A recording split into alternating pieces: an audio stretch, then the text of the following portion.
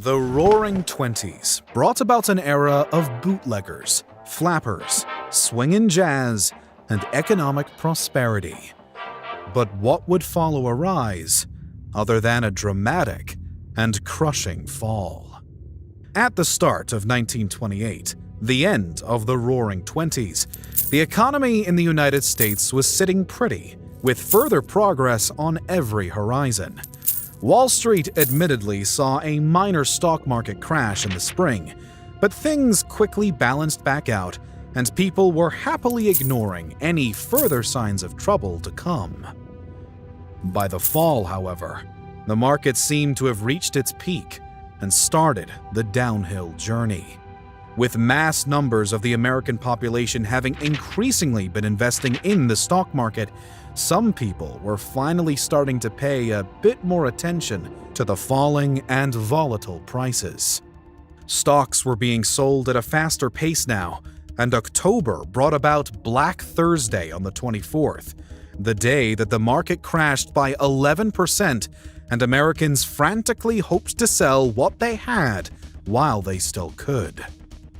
Over the following days, the market continued to plummet and panic was on a chaotic rise. Monday, October 28th, would see a 12% drop, and the next day, Black Tuesday, would mimic the Thursday before.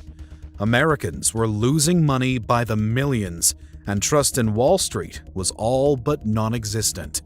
Corporate and private wealth was affected by the ongoing crisis, which sent the American economy off the rails.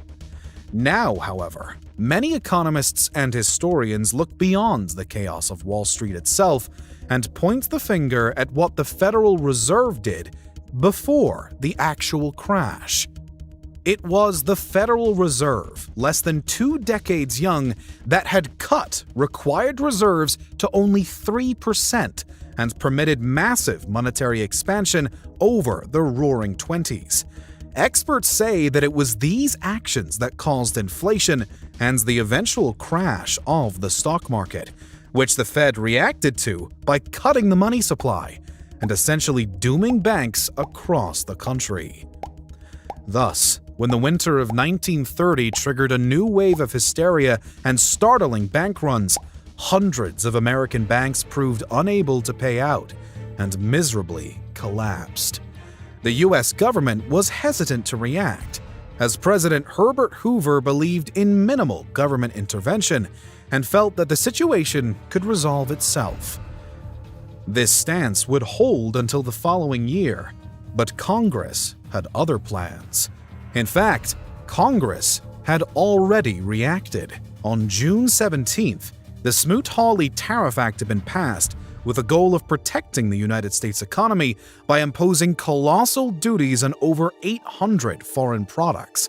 This decision by Congress would prove to be one of the most catastrophic attempts at stunting the Depression, and quite frankly, only accelerated it. Dozens of countries already affected by the consequences of America's economic collapse seeping out from its own borders chose to retaliate, working with the American tariffs to effectively slash foreign imports and exports in the United States. As the Depression was only worsening now, Herbert Hoover finally chose to react, seeing that the situation wouldn't be turning itself around anytime soon.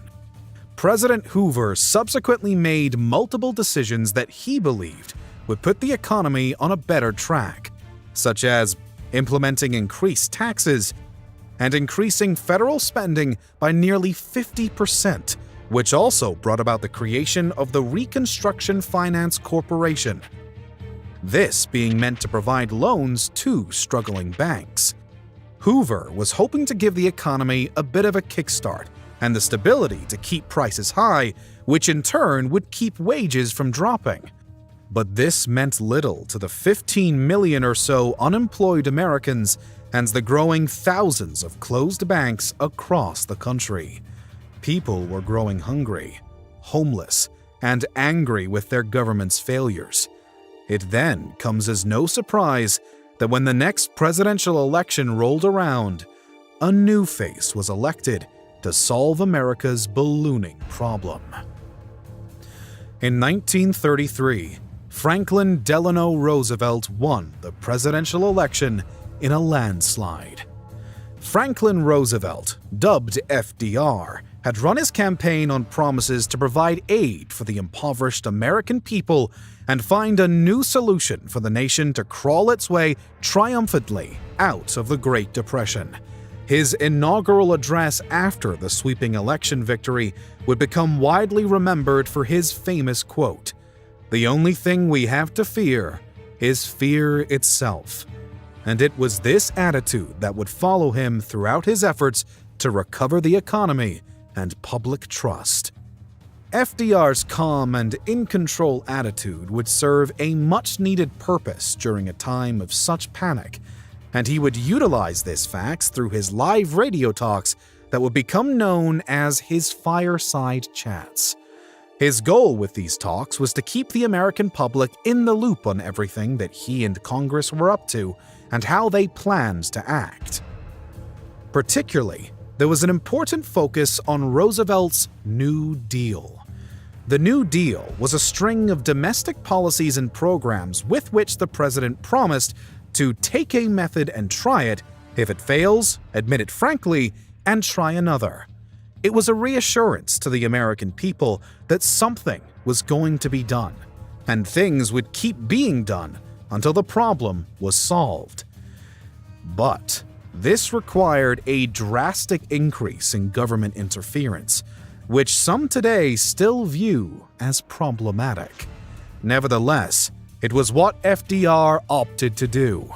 In the initial period, deemed the first 100 days, Congress got to quick work passing new laws and programs, including the Federal Emergency Relief Act, the Agricultural Adjustment Act, the Securities and Exchange Commission, the Civilian Conservation Corps, and the National Recovery Act, amusingly shortened to the NRA. These actions were focused on boosting the economy by supporting programs for the poor, providing government subsidies to farmers as a way of increasing prices, regulating the stock market, providing more young workers with government jobs, and controlling prices, wages, and unions.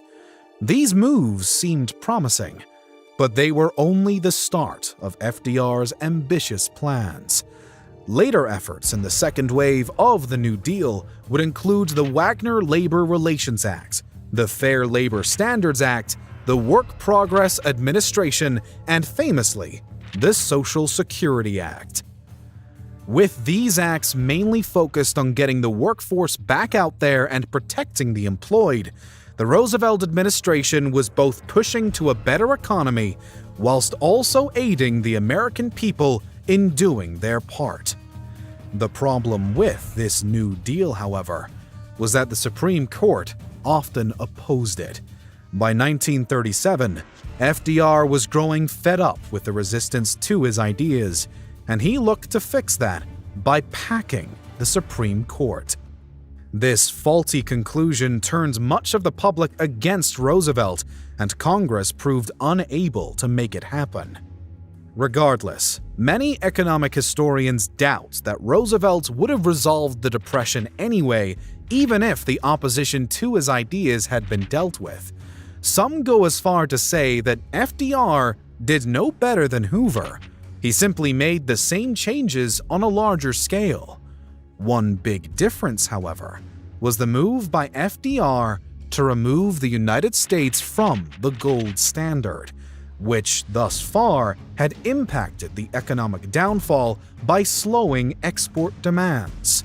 Still, one study by economists at the University of California found that Roosevelt's New Deal actually lengthened the Great Depression by nearly a decade. However, many will heatedly debate that it was FDR and the New Deal that actually put an end to the country's economic woes, and quite a few economists are part of this group. Whether the New Deal thus worsened or ended the Depression is not known for a fact even today. But one thing that numerous agree was the final boost America needed to get out. That was World War II. If the GDP and lowered unemployment are to be the metric, it's asserted that the Great Depression had come to a complete end by 1942. Unemployment, though, is a bit tricky to judge when 16 million Americans were suddenly called upon to fight in the global warfare. So, while international trade and certain demands saw an increase throughout the fight, private sector production dropped by around 50%, taxes spiked, and the general quality of life was on a decline. It really wasn't until after the Second